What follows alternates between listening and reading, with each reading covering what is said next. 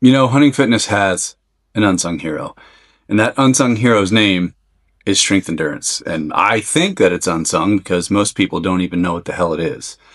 Right now, our Backcountry Ready and Pathfinder members are doing my favorite strength endurance workout. And I'm going to walk you through it. I'm going to give you the play-by-play like an NFL announcer, explain what's going on, why it's happening, and why it's beneficial. But before we get to that, I need to explain what strength endurance is. The easiest way to define strength endurance is having access to your strength over long periods of work. Sounds a lot like hunting, doesn't it?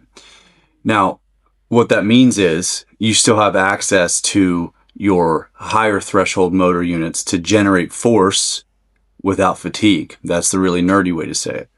It's really important for us as hunters because, think about a long uphill where you have to really drive yourself up, and just think about working all day. Maybe you hunt all day, then you kill something at the end of the day, and then you have to pack it out. If you don't have good reserves of strength endurance, you're going to fatigue much faster. So what we want to do is train our muscles to contract hard, repeatedly, over time, so that we can buffer fatigue and still have access to our strength, even as we start to get tired just from moving around all day, hiking, hunting, doing all the things that we do. So I'm going to give you the play-by-play through this workout so that you understand what we're doing, why we're doing it, and how to apply it. Now, you're going to get more from this workout than just strength endurance. There's also an aerobic benefit, but there's something more than that you might not even think about, and that is mental skills growth. Now, this is a eustress training circuit. Eustress training is designed to make stress less stressful. And throughout the workout, what you'll be able to build are a couple of mental skills. So compartmentalization, because you have to push everything else out of your mind and just do what you're doing. And then also focus. You focus on the reps you're doing, and then you do them, and then you go forward. And it's dictated by time and heart rate.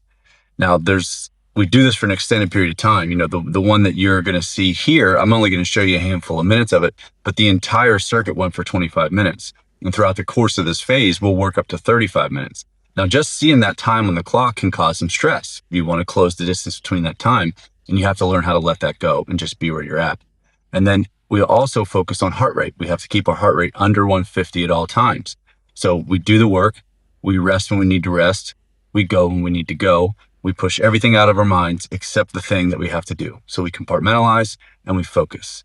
Okay, now with all that covered, let's do the play-by-play. All right, we're starting off here. Now you see I put my phone down there because I have my heart rate monitor linked to my phone. So I'm going to be referencing the heart rate monitor on my phone as I go through this.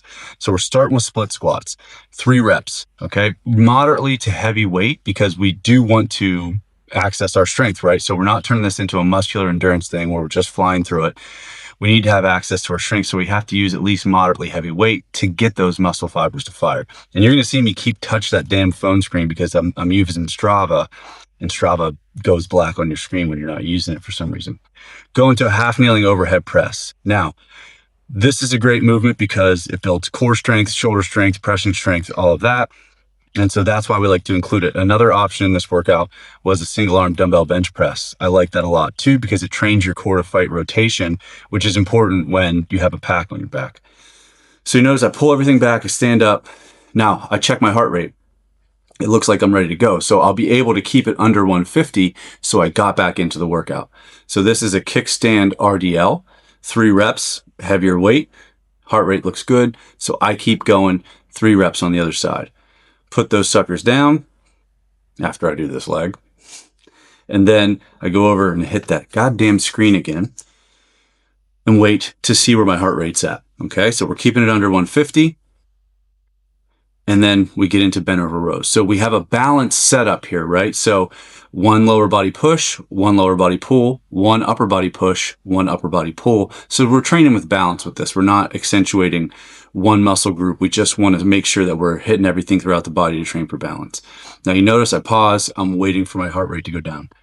All I'm doing here is getting to the point where I can slow my breathing and control my heart rate. So I watch the heart rate, I control my breathing. Once it gets down, I'm going to go again. So for this workout, I was waiting until my heart rate got down under 140, somewhere between 135 and 140, because I knew with the amount of weight I was using, if I started then, it wouldn't drive my heart rate up above 150. Now, we don't want to go up above 150 when we're doing this workout, because then we start to use too much anaerobic energy contribution. We don't want to do that because it's fatigue inducing. And the whole point of this workout is to have access to our strength without fatigue. So if we start to generate a bunch of fatigue, then we're not going to have the same access to those high threshold motor units that we want. We're not going to use them as forcefully as we want. Right. Remember, this is a strength workout. It's not a muscular endurance workout.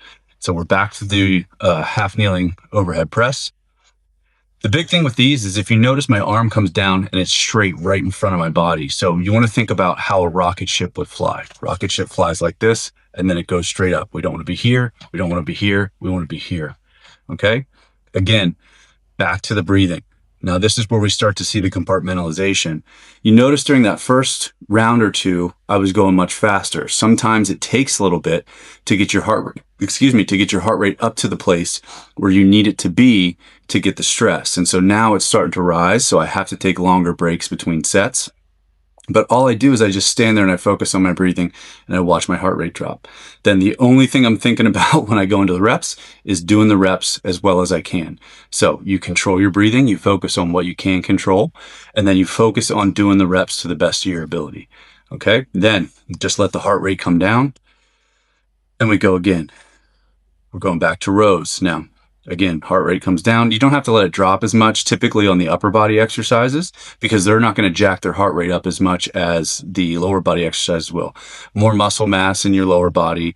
The blood has to travel farther to get there, and then it pulls in your legs. So that's going to drive your heart rate and your blood pressure up a little bit. So you typically have to wait a little bit longer to do those or after those to let your heart rate come back down.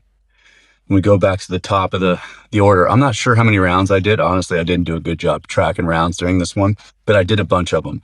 And that's the stressor, right? It's like, well, how many times am I going to have to go through this while I'm doing this workout? And you have to just put it out of your mind. You don't worry about the time. You don't do anything other than focus on what you're doing. Because if you really start to think about the time, you start thinking about how many rounds you have to do all that kind of stuff, then you start to drive up your anxiety levels. So if you notice that, that's where you just come back to your breath, focus on your breath, let it come down, and then when your heart rate's in the right place, you just go. Okay? So I really like doing the rear foot elevated split squats during this workout because of the emphasis on the quads and the drive. So we get a lot of good transfer for uphill drive.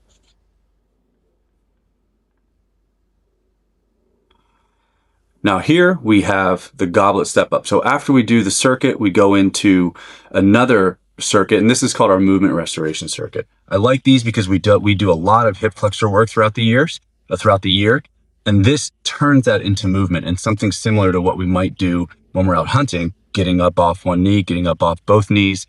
This is also going to train core strength and mobility in your hips. So we're taking the general strength that we built in our hip flexors up till now in the year, and then directly applying it to a movement that we might do in the field.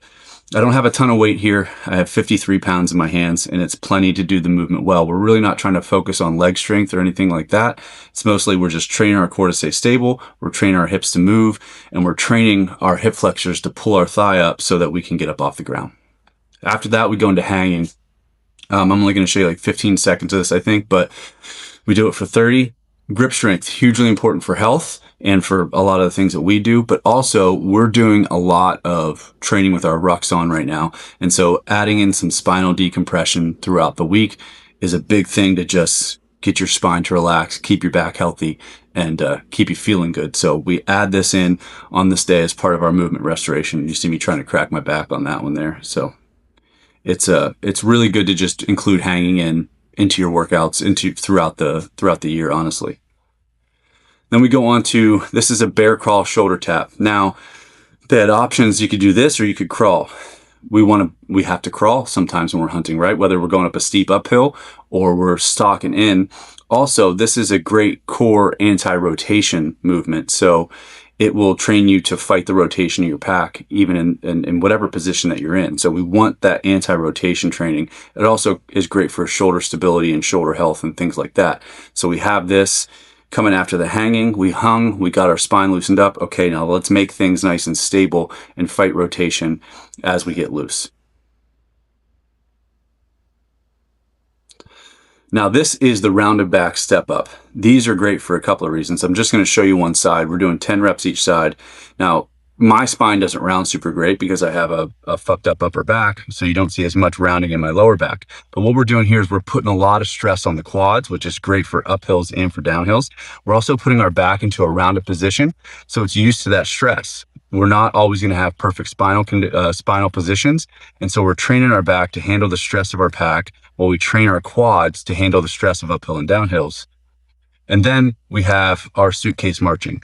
This is great for fighting rotation, especially with your pack on. So we do a lot of this throughout the year, but now we're doing it I didn't get to finish what I was saying about the suitcase marching. So typically we do it heavier for sets of like 30 seconds. We're doing a longer 1 minute set right now just to build some core endurance for fighting rotation of our pack. So that's why we did a longer set with that.